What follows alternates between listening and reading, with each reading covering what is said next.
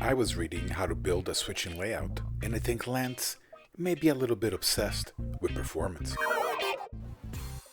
How obsessed? Lance dedicated an entire chapter on track, which he ends with a photo of him gently smoothing track joints with a jeweler's file. That obsessed. The same goes for locomotives. As Lance points out, smooth track will only take you so far if the equipment you're running, well, isn't. He stresses that priority needs to be given to performance and accessibility. No amount of undercarriage detail is going to make you happy if the model performs poorly. Here's an example. This is an Athern Genesis GP9, a model marketed as ready to run and that retailed for well over $300. It proved to be an absolute lemon filled with a rich history of derailing issues, power pickup issues, and a plethora of other sloppy manufacturing defects. Out of the box, this model brought me no joy. On some forums, people will tell you that self-repair is normal even if the model is marketed as ready to run. Can you imagine buying a brand new car that you need to fix before you can even drive it off the dealer's lot? Regardless of what your opinion may be with that conversation, while this model lacks the level of detail or features you would find from some competitors, it has redeemed itself by absolutely flawless low-speed performance, all thanks to the fact that it took 30 seconds to undo 2 screws to access the insides of the model and make it work right. Look how easily I installed a Keep Alive. Add to that a Tsunami 2 with digital dynamic exhaust enabled and you have yourself a magical model gliding blissfully down the tracks with what sounds like a cautious engineer gently feathering the engine. This locomotive makes me very happy now. I know it inside out. I own it.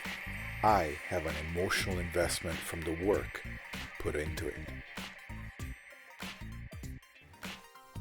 This is a Rapido Trains SW1200RS, an absolutely gorgeous model packed with detail, amazing features, and a spotty track record of quality control issues. When it started having electrical problems, I thought I could tackle this too. And I'll tell you right now, I couldn't tackle it at all. Have you seen the manual for this thing? There are arrows and numbers. There are tabs. No idea what this means. I'm told not to bother with a Keep Alive. This is downright insulting. As I don't have an engineering degree, I had to resort to sending the model to Rapido for service.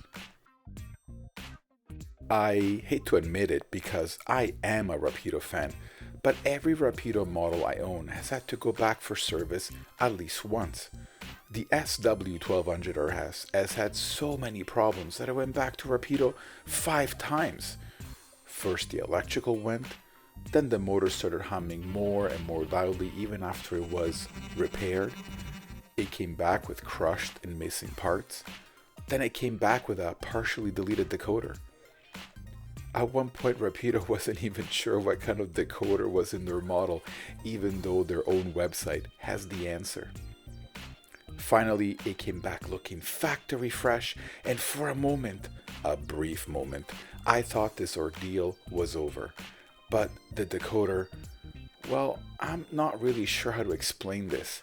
The engine goes up and down the track, blows its horn, and sometimes the bell works, albeit today is not that day. You cannot make any changes on the decoder. In fact, you can't even change the default address. Sometimes all the other engines stop responding when this engine is on the track. Both an NCE system, a Digitrack system, and a friend's DCC system could not read or write to the decoder. I thought this was some kind of practical joke.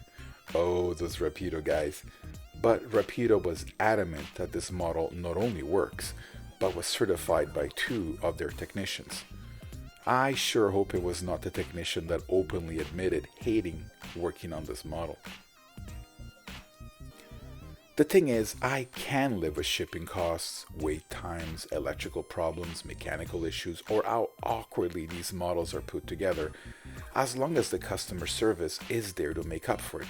But what do you do as a customer when that's gone too?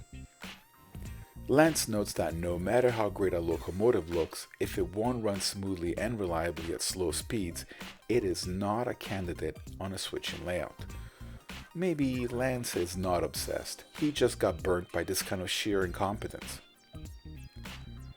Having no emotional attachment to a model I don't feel I own, the SW1200RS was sent back for a refund.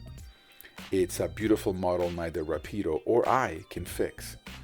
Why Rapido opted for the Rubik's Cube approach to making model trains is beyond me. I am worried what this means for my remaining Rapido models, all which provide sarcastically rich but functionally useless instruction manuals more focused on telling me about lake jumping than on how to actually open these models. With that in mind, and if enjoyment of your model railroad is your goal, then it makes sense why Lance puts emphasis on how running quality has to take precedence over appearance. Case in point, fellow YouTuber and friend MLWQC bragged about his Walters SW1200. While this model is not as finely detailed as its Rapido counterpart, it has had zero issues. It never went back for service, can be serviced by the user, and works reliably at slow speeds. This model fulfills all of Lance's requirements for an engine that provides enjoyment. It's too bad the SW1200RS had to be refunded. Had it been user serviceable, much like the GP9, I would have taken the responsibility to get it working. I mean, that's the expectation, right? But I was not allowed to look inside. In a way, it feels kind of like when you want to work on your car, only you're greeted by a big piece of plastic that locks you out. A reoccurring theme in today's world. You can buy a product, but you never really own it. I'm locked out of my car, I'm locked out of my phone, and now I'm locked out of my trains. Rapido's M420 is now sitting in shame in a siding, having no other fault than being another impossible to open Rapido model I hope won't break again because I'm scared of what Rapido will do to it. In the meantime, I'm scouring alternative vendors to find a new consist body for it. My requirements? Functional straight out of the box, easy to open, and nothing less than absolute perfection at slow speeds.